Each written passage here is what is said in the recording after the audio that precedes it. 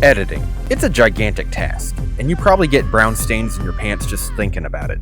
Well, you're in luck, because I'm, yes, that's me, a professional piece of shit. Stinky. Also known as being a professional editor. I've had a bit of an evolution in my own career, if you can even call it one, moving from working for a friend to working for a guy like Nux Taku, losing track of him thanks to the year that shall not be named, and getting back into it with Manga Kamen and Just a Robot. And I'm here to show you how you can edit not only your own and other people's videos, but even how to start. Step 1.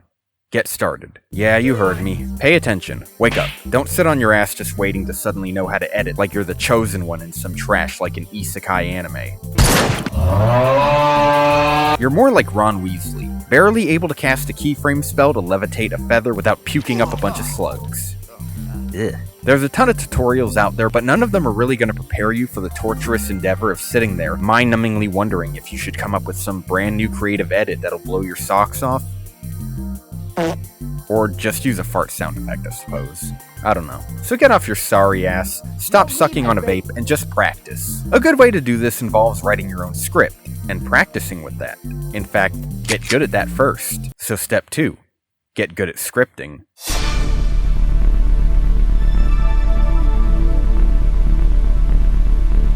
So this is more for the people who run their own channels, as micro-sized as they are. Now I know what it's like to be so lazy that you'd rather be engaged in a session of, I don't know, chicken choking rather than doing anything like this. You just want to go off the cuff and just, edit with the flow.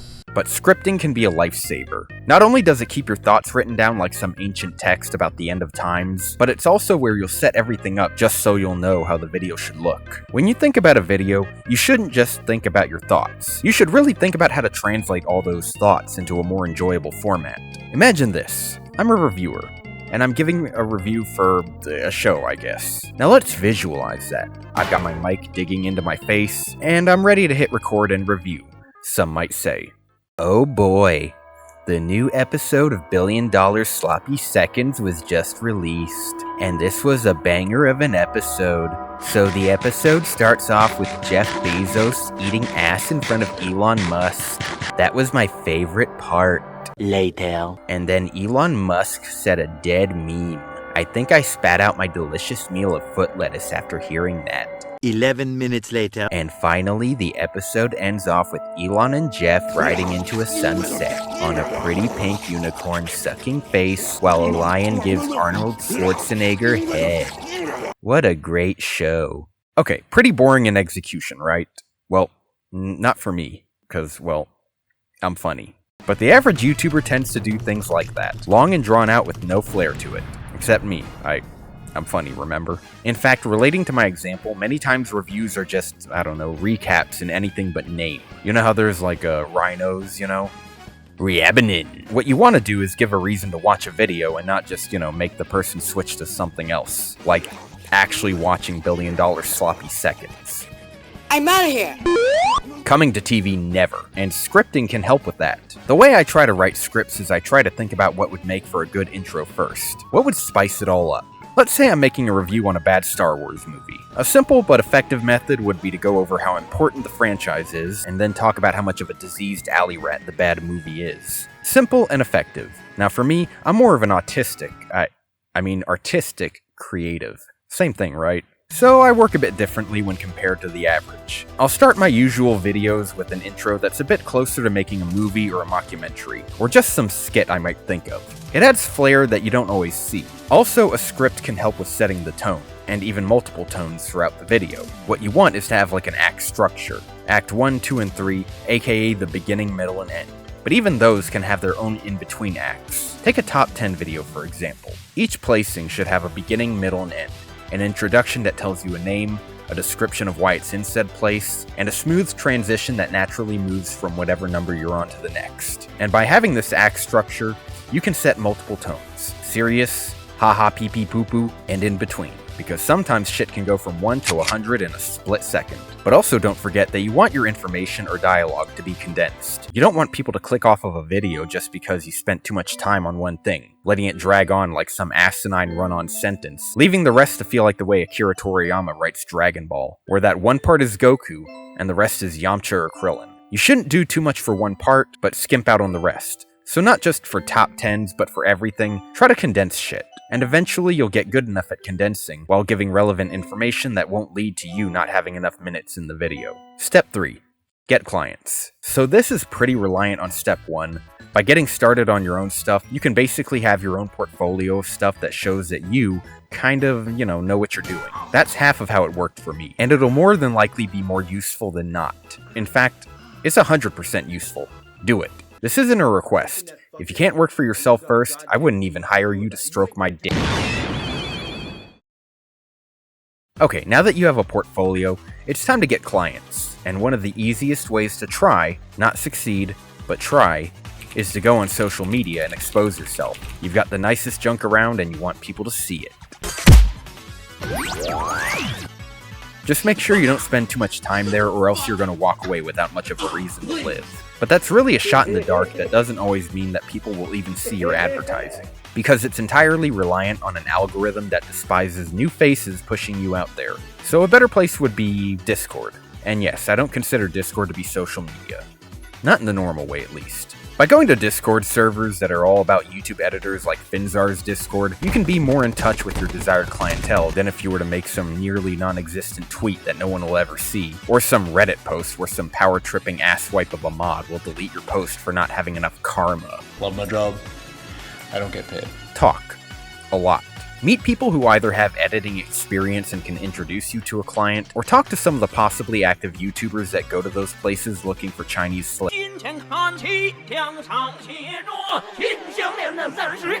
I mean editors. And if none of that works out, well, you can try doing what I did. Back when I was a more active YouTuber, I would basically collab with people who were either bigger than me, or knew people bigger than me. Not by choice, but it just happened that I met people who were a little bit bigger than me. In fact, although I got my start editing for a guy called the Unknown Otaku, I wanna fuck the Animal Crossing dog. Holy fucking shit! I considered the guy he introduced me to be my real big start where editing could be a viable source of income, or at least something that could satisfy a crippling gambling addiction. Beer money. This person was a lot bigger than you probably would think, and this person was Nuxtaku. Yeah, that Nuxtaku. I kind of miss my Canadian sweatshop master. Step 4.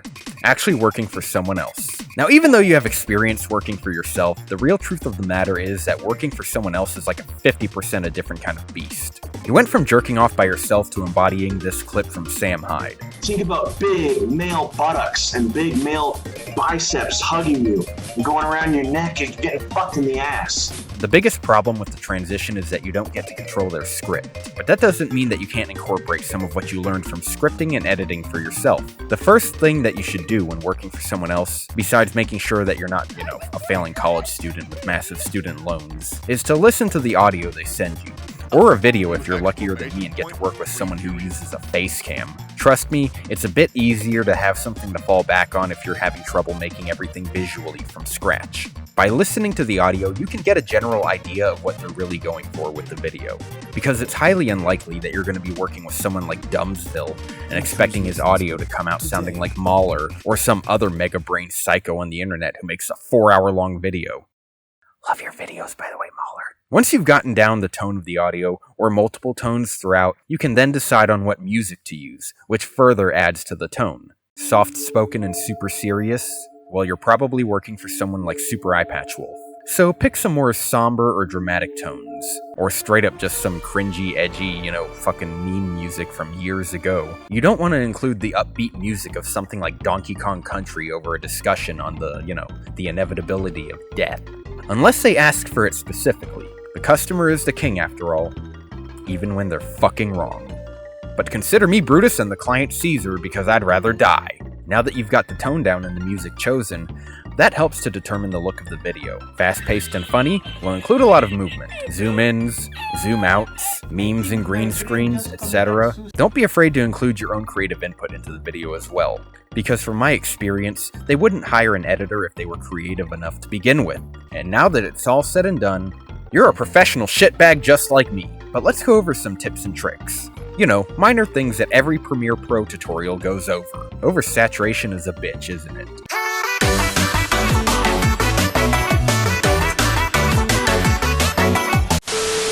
Tip 1. Use keyframes. This is the control panel. By clicking any object in the timeline, you can open up this beast and manipulate all kinds of things. Position for where you want an object to be, scale for zooming in and out, rotation for when you want motion sickness, and even opacity for when you want to ghost your date for the evening. A little bit of a dick move, but okay, it works. Oh no!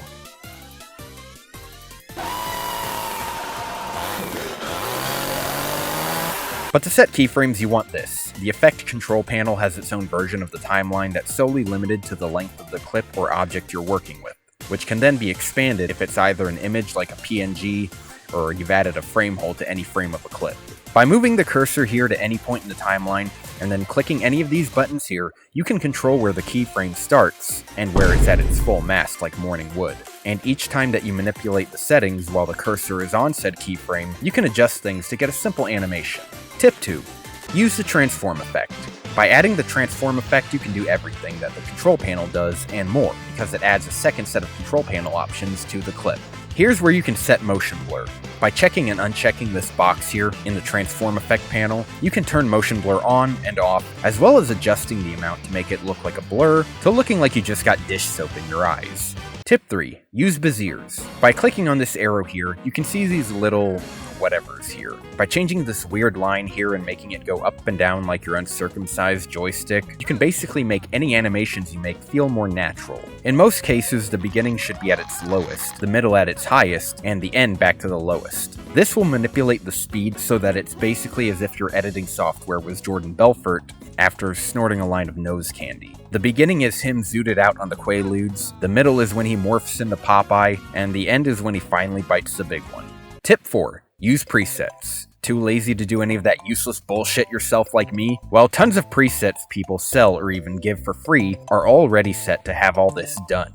Just download a preset, import it into Premiere, and now you can play. Just slap one on an object in the timeline, and you're good to go. You can still manipulate the settings further to get better results, but who am I kidding? You're all uselessly lazy and just want things to come easy.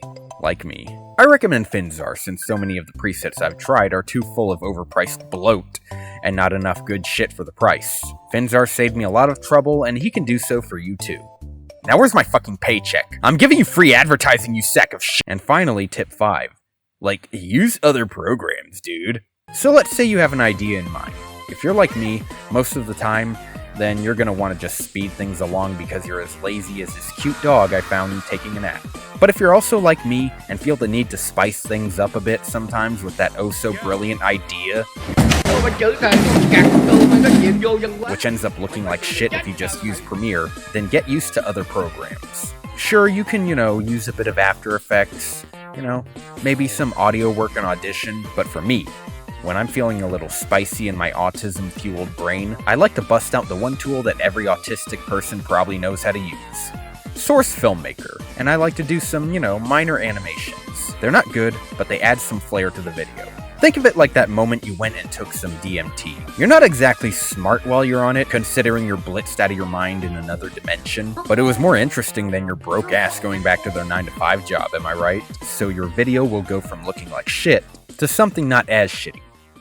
Like me, but it doesn't have to be animations. You can also take advantage of programs like RPG Maker, where making a quick little cutscene is actually about as easy as stroking my dick. Which just exploded. My children are spread all over the world now. And that's been how to become a professional video editor my way. I hope you have a blessed day, and I hope it turns to a cursed day from the monotony of video editing, so that you can know exactly what I've suffered from working for the people I've worked with. Brain cells, of which many I have lost. Lost because of bad audio, terribly long and drawn-out recaps, endless referencing to past episodes of Yu-Gi-Oh!, terrible pronunciations of easy-to-read sentences, and horribly bad sponsors with their pathetic ideas on how to make an ad read be interesting. My passion is lost, and lost to my blade my enemies shall be. For all of my madness and hatred, you shall know suffering like no other. You shall know pain. This is my manifesto. Oh shit, did I just say that? I must have forgotten to take my meds. Anyways, lunch break is over. My sweatshop lords are calling me. Back to work, slave! Yes, back to Premiere.